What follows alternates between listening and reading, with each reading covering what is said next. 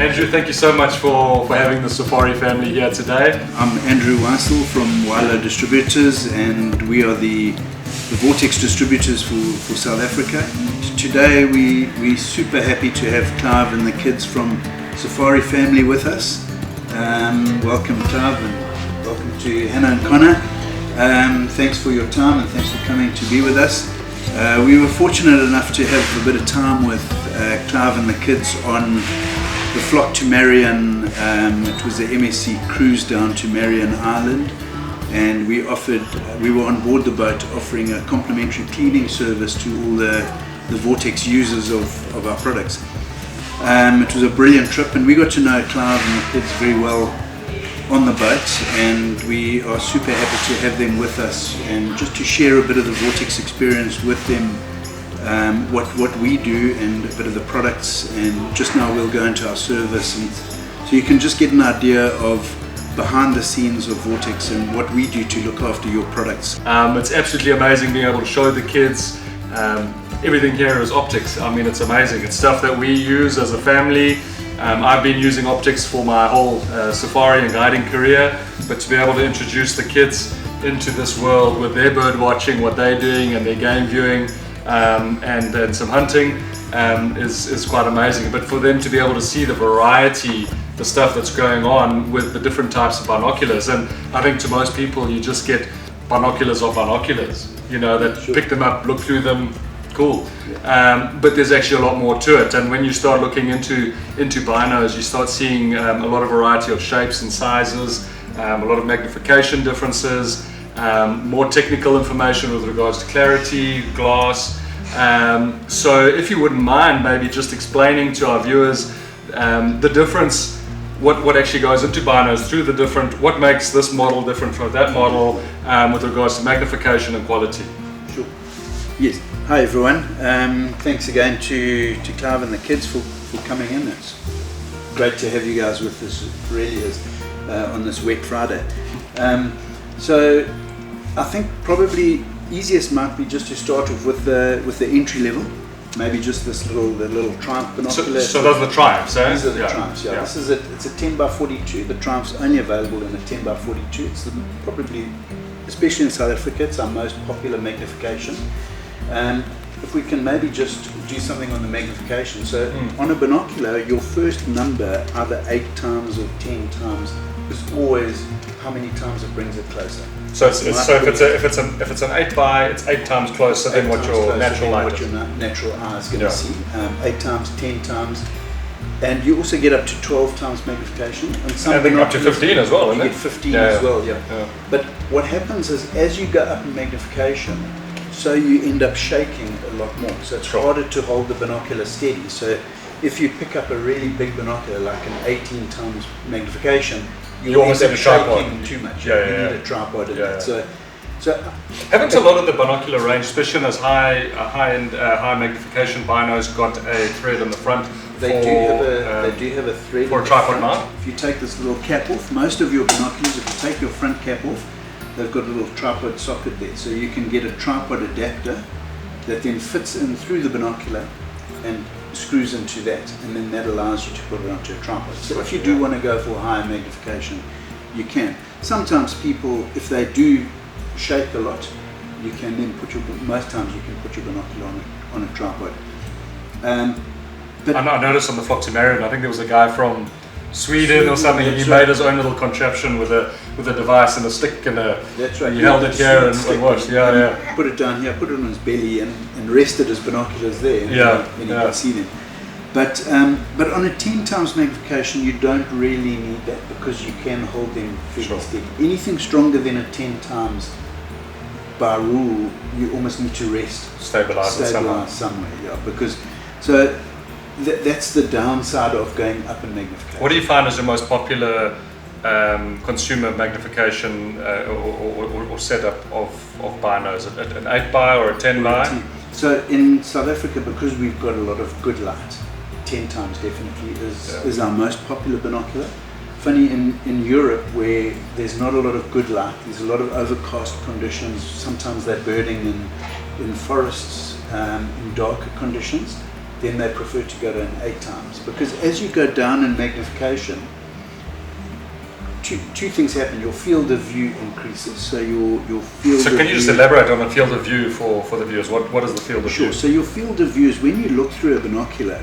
Your field of view is from your extreme left to your extreme right, and normally. So it's effectively you're looking down a tunnel. How wide that tunnel is at the end? What you're picking up that width. Because effectively, you're looking through a tunnel, and from extreme left to extreme right. That is basically our field of view. Normally it's measured at about 1,000 meters. Okay. And very often in the specifications of a binocular, and sometimes printed onto your FOV onto here, is actually, it might be 6.3 degrees or 6.5 degrees, or it might say 120 meters at 1,000 yards or 1,000 meters, and that essentially 6.3 degrees. That's your field of view, or that distance is your field of view.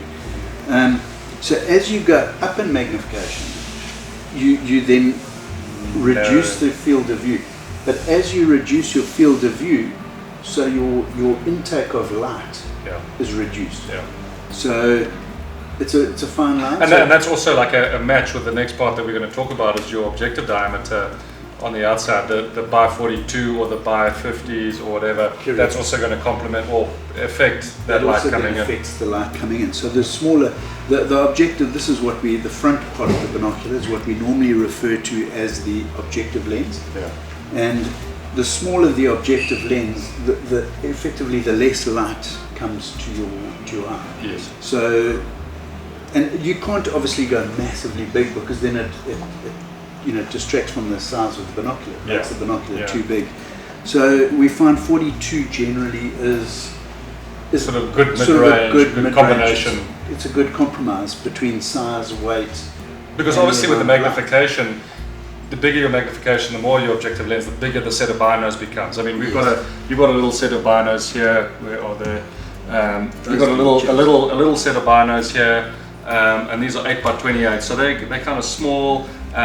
It's only 8 by magnification, 28 by objective diameter here, so it can allow for a little compact pair of binos. Correct. But you're not going to get away with a 10 by in such a small.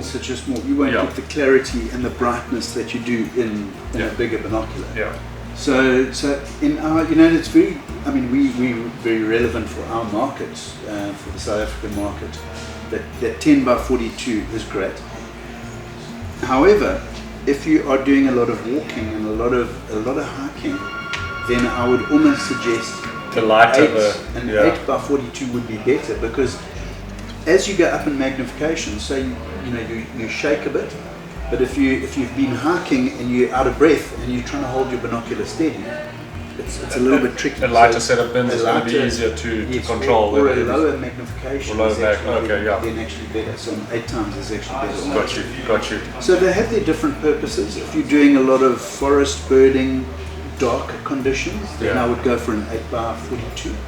And if you're doing a lot of mainly daytime bright light viewing, then the 10 by 42.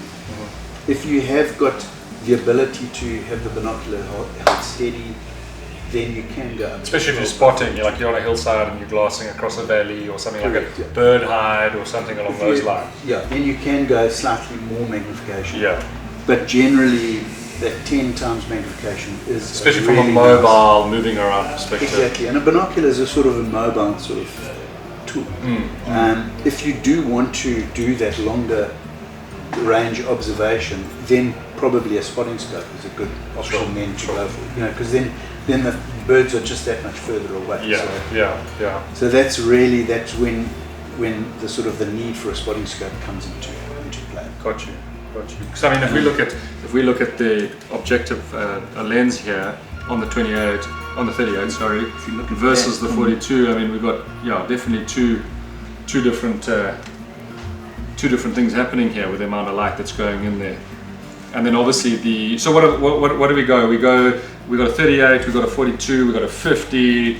We got a 56, I think, There's a 56. That's about the biggest. You do get really massive ones, and I've had some clients from Europe with these things that are like this really big.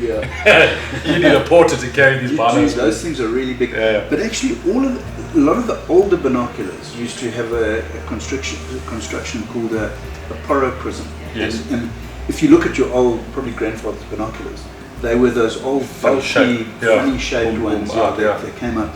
And that was because of the prism system inside. Right. And that made the binocular really big and bulky. So while we're on the subject of prism, I mean, if we go into the basics of how a binocular actually works, you know, obviously it's all about light and the way light travels and what we're seeing. So effectively what we've got is what we're looking at, the light's traveling in here, the lens is slightly curved on them, if I'm correct, and it's almost inverting the lens, your image. The image. So your image that you're seeing is actually coming in, hitting this lens, being inverted, bouncing off what we call prisms, and then bouncing across another prism and then back. And then back to your eye. Correct. Okay, so it's flipping the image. So a lot of the design of these binoculars, the way they've changed, is the prisms have changed over time. Correct. Prisms. Which has allowed the shape of the binocular to change over time.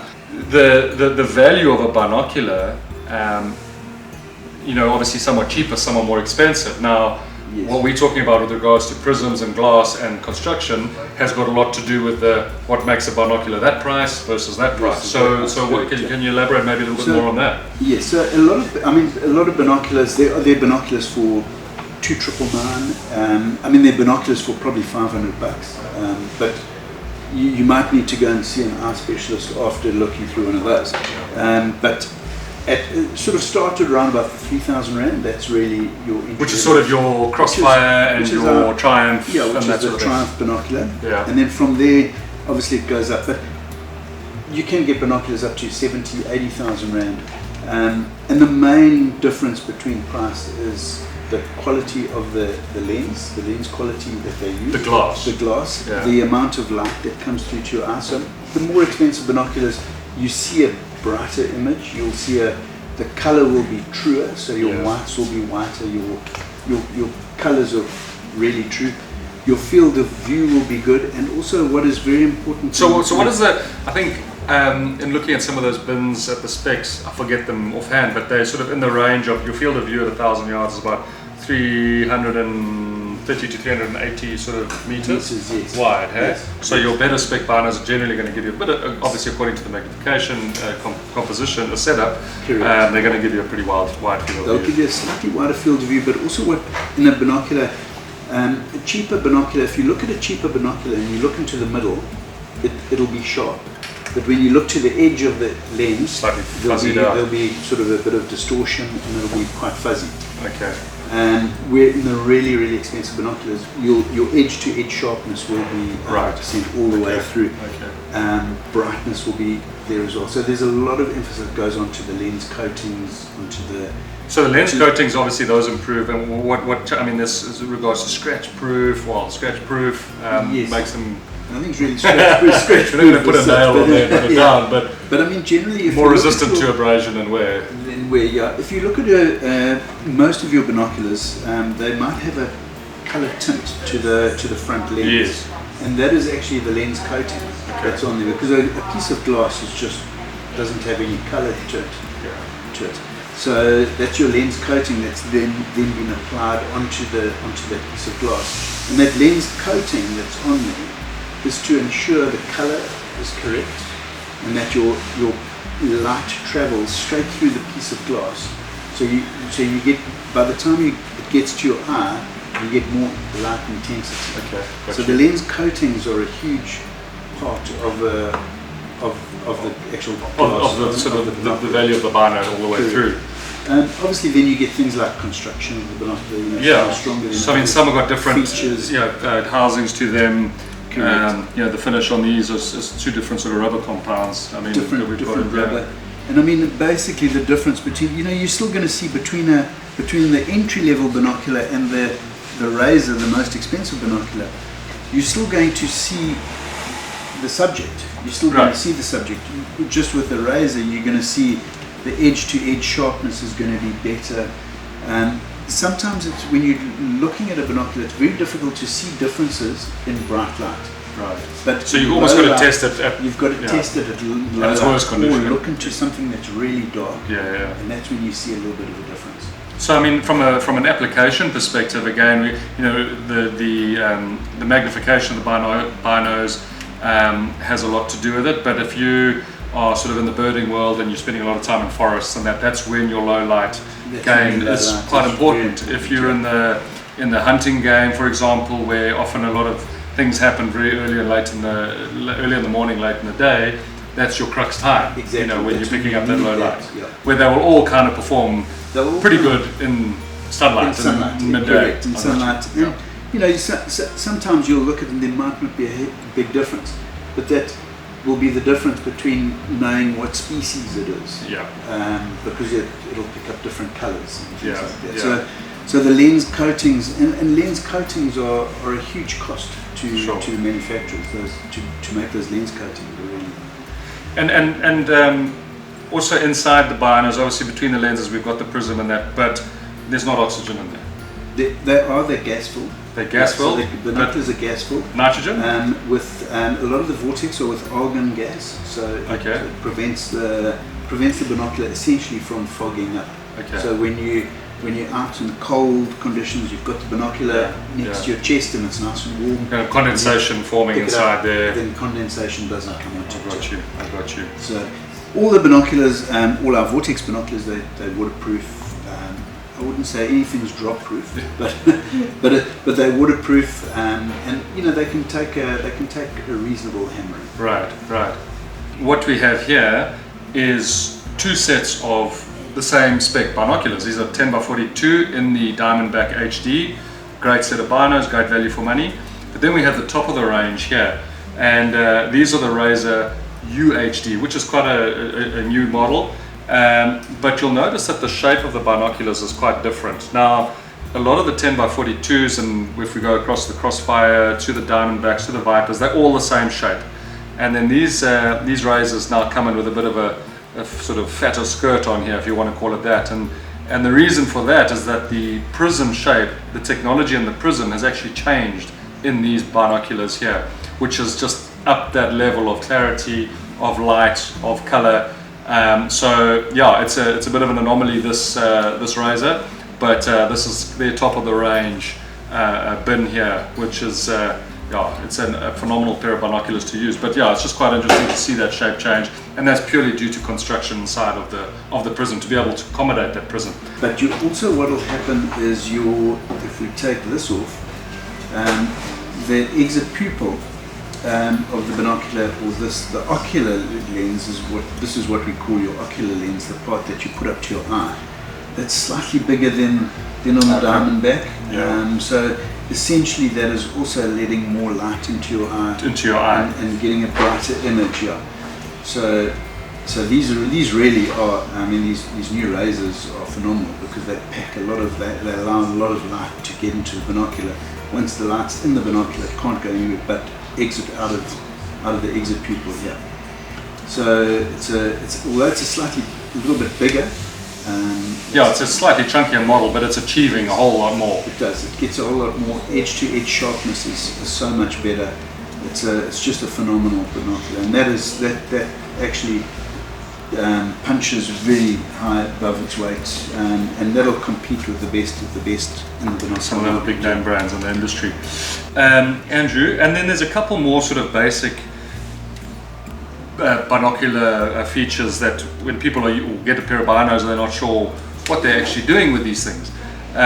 So we've got these eye cups here, which obviously clip up and can go to different lengths. Can you explain what this feature is? Sure. So all of them stop halfway down, and it's sometimes just to get the right comfort, just to get everybody's facial structure is a little bit different. I might prefer mine further out. Just to get my pupil in the correct relation to distance to the actual lens.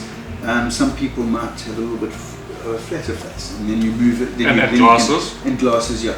If they're not wearing glasses, they might prefer it slightly in. But if you're wearing spectacles or glasses, sunglasses, a lot of times because already that glass is away from your eye, so it's already giving you killing that distance. Correct. So and if you're wearing so glasses, you want them sort of in the old days, when they didn't have the twist in, twist out mechanisms, you used to have a piece of rubber that folded over. Oh yes, yes. You'd fold them over, but that would end up perishing and breaking in there. Yeah. But these twist and twist out eye cup systems are really nice because you can you know, a lot of people use sunglasses and then use their binoculars out in the bright light, so you can then get it really right up close to your eye. I think everybody's got a preference, but I mean, I don't have glasses, but in the field I'm always actually got them all the way down, and I rest them against the top of my eyebrow here. Yes. And I'm letting all this light in from the bottom, and for me that by habit that really works so well. Sure. As opposed to having them, and I find it sort of darkens up everything around you and doesn't let as much light into your eye. Sometimes if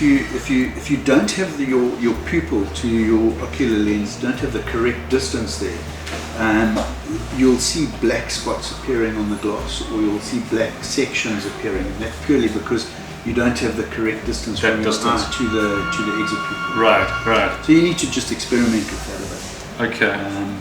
And then most of the binoculars have a dual focus. They have obviously your focus wheel here, but this most binoculars on your right barrel, just underneath the eye cup, will actually have a little thing which you can turn, which adjusts your focus on your right eye.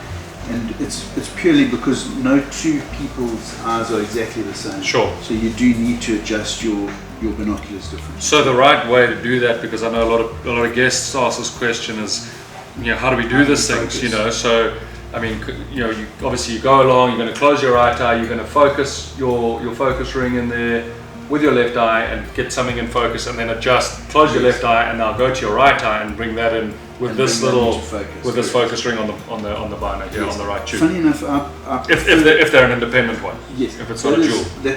That's I think that is the correct way to do it. But I find in practice the easiest way I find is to focus on something. Just open both eyes.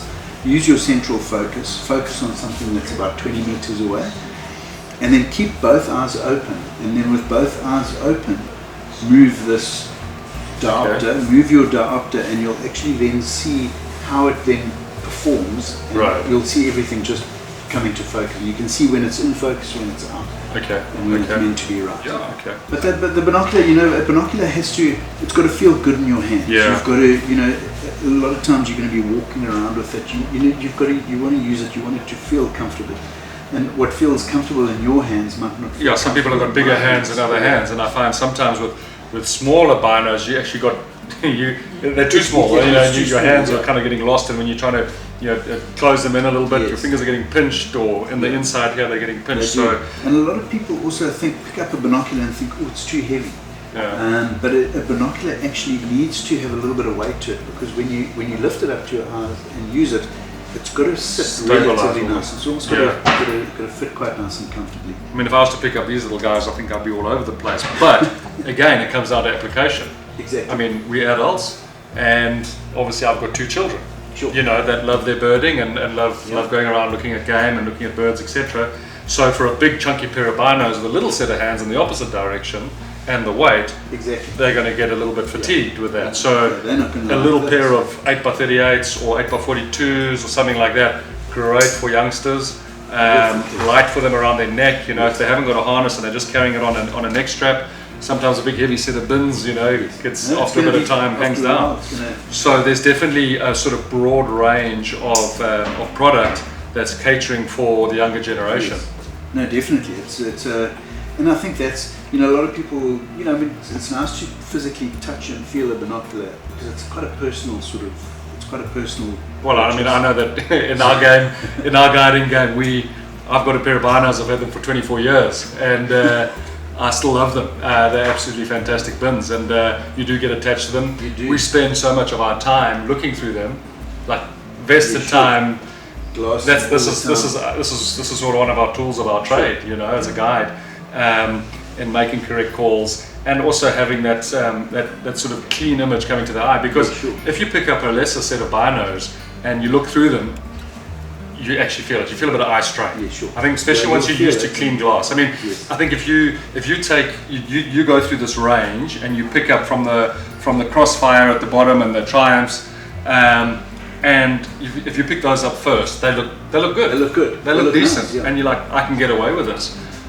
And then you go up and you go to the Viper, and then you go up to the Razor, and you're like, wow, okay, this is cool. It's still great. Still good. But now go from the Razor back to the Triumph or the Crossfire, Yeah, and then you see the big and then you're going to see the difference. Then you'll see the difference. Then you see the difference. So I think, you know, what's great with this range, what we really enjoy about the Vortex stuff is that they've got a little bit of something for everybody from a price perspective, but the value for money in the quality of the product. Sure. And obviously the backup. And I mean, we haven't spoken about the backup sure. on these items yet either. But you know, there's something for everybody all the way through. All the way through. You touched on something just now, saying your eye strain, and that's a very real thing that people experience with, you know, sometimes a binocular, because it's almost a binoculars. It's quite a precise piece of equipment, and the prisms that are inside the binocular, if the binoculars dropped or bumped quite heavily, one of those prisms can shift. Right. And very often when you pick up a binocular, you might have experienced that you see double vision, yes. or you see a shadowy effect or something like that, and suddenly it strains your eyes, and then when you take the binocular away from your eye, you can almost feel it pulling your eyeballs to one side. Right, 100%. And that means that one of the prisms has shifted inside the binocular, and we call it's out of collimation. So it's not collimated correctly. Right. And that's purely because it's been dropped or bumped or something like that. Right, right. Is that fixable? It's fixable, no problem. It's no worries. It's fixable. You can sort it out. But yeah, if you do experience that, you know, it's been dropped or bumped. Yeah, sure. But your eye strain, it's got to be comfortable on your eyes, because and it's got to be a pleasure to use. You know, a lot of people, when you pick up, especially on flock, looking through some of the binoculars that have been used, and you know, some of them were out of collimation, some were horrible to use. I noticed those people had cross eyes when we sat in the restaurant. The one I was looking over there. No, for sure. And I mean, obviously they're expensive tools and they need to be looked after. I mean, sure. On that note, you know, Vortex has got a very good backup system. Their follow-up on their products is next level. It is. I think it's probably best in the business. Right. And we strive to ensure that we maintain that it is the lifetime warranty that they. So there's a lifetime warranty. So there's a lifetime warranty on all of the Vortex products. On all their products. All the products. Even what is really promising is even on the electronic products, we have a lifetime warranty. Oh, really? Okay. And Andrew, so you know, Vortex binoculars from a South African perspective are available in most sort of retail shops around the country, most of your main retailers. And if there's any problems with the binoculars that are purchased, they go back to the retailers, they send them back to you guys here in Mhlanga and KZN, and you get on and fix them here and sort them out. Yeah, so we've got all the spares for them, we've got the backup technicians for them, and we deal directly with the factory. So if we have any problems, we've got direct access straight to the factory, straight into their spares and into the technical department. So we can then, if we're having an issue with an item, our guys can just give them a shout and we sort it out. And actually what is very nice is we never ever send anything back to the factory. We do everything is done here. And South Africa is actually one of 3 Vortex authorized service stations throughout the world. Oh, really? Yeah. Okay. So and the other ones are where? The other ones in Canada, right? And the factory at the States. In the States. Okay. So obviously, what I understand is Vortex originated in America, in Wisconsin. Yes. In 2002, effectively, it became a thing of its own. Yeah. In a little store that was set up for birding, I believe. Yes. And so sort of the inception of that was 2002. The construction of these binoculars, some with their other optics, is done in the States, and some of their stuff is done in a few other countries. We've got Japan, China, Philippines, and as far as I'm led to believe, the razors are purely constructed in Japan. Those are Japanese. Yeah. Obviously, everything in Vortex is done to Vortex's specifications. Absolutely. So they'll design the binocular. They'll specify what rubber. They'll specify everything. The design, the shape.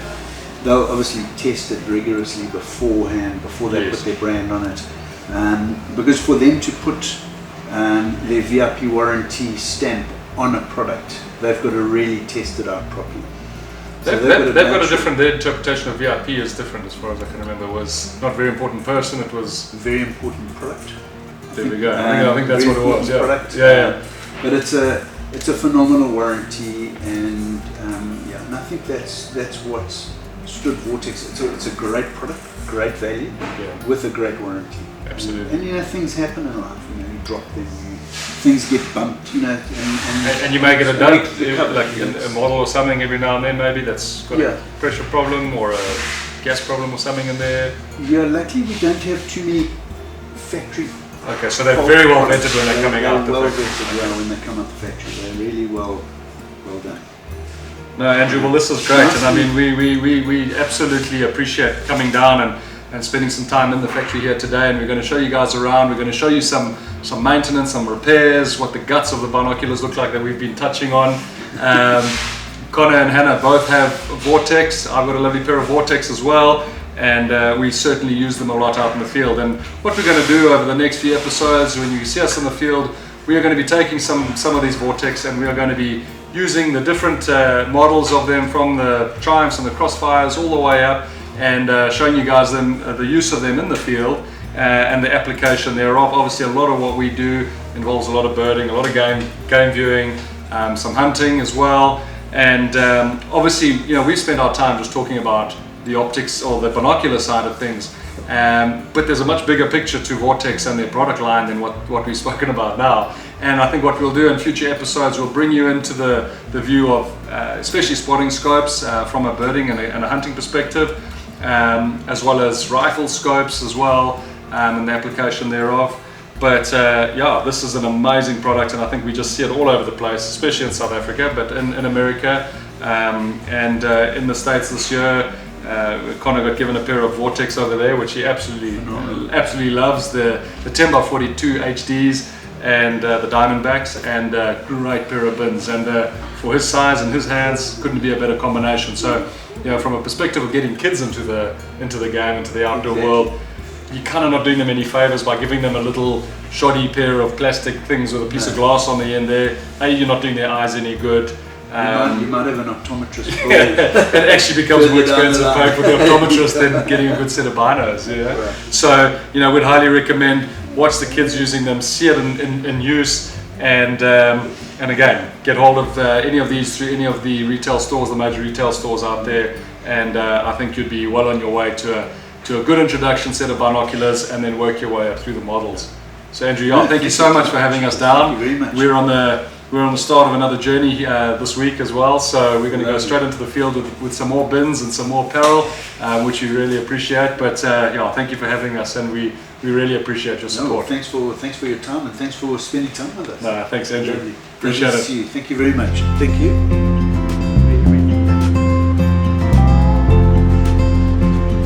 All the binoculars that are going to our dealers, or if it's coming back to you after it's been repaired, we pack it up here, we shrink wrap it, and we send it off.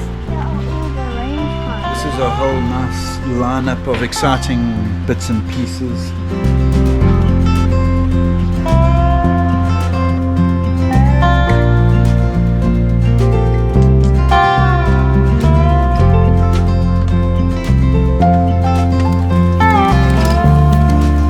So these are all the parts for certain types of binoculars, and this is crazy. I would never have a workshop like this. So this is our service department. We've got 3 technicians working on binoculars most of the day. Apart from that, they're having lunch and relaxing. But yeah, we're very lucky to have the guys. They look at the binoculars, strip them down, clean them up, and service them. And yeah, that's what we welcome to the service. Welcome to the side that nobody really sees.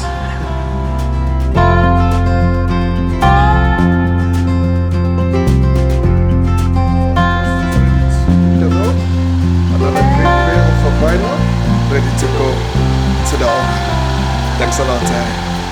Vortex for life. Sure.